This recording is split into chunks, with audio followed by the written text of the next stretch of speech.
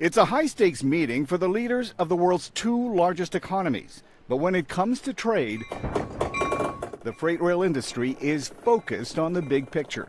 We are not your grandfather's freight railroad industry. From his 10th floor office overlooking the CSX tracks, Association of American Railroads President and CEO Ed Hamburger has watched America move forward across more than 140,000 miles of track.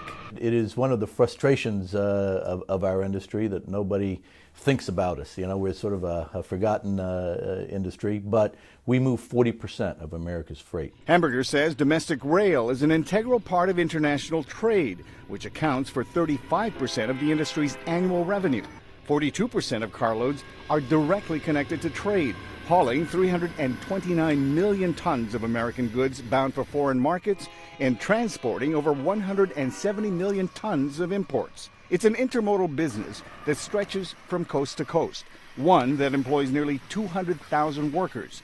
Another reason why the meeting between U.S. President Donald Trump and Chinese leader Xi Jinping is so important. I'm very anxious to see how the meeting this weekend goes at Mar-a-Lago, and I think that's a very good step in the right direction. Hamburger admits to anxiety over some of the anti-trade rhetoric on the campaign trail, and he warns against any sudden moves on renegotiating established pacts like the North American Free Trade Agreement. The issue of renegotiating NAFTA has to be done very carefully.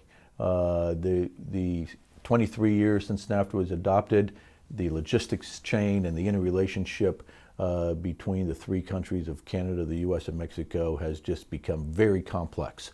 And so I think the three countries have to be very careful as they sit down. And when it comes to China, Hamburger says it's clear both countries need each other. I'm confident that they understand that 27% of the U.S. economy is dependent upon trade.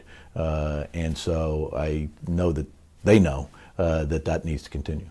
China is now the world's largest exporter, and the U.S. its largest customer. Arcega for VOA News, Washington. Too late.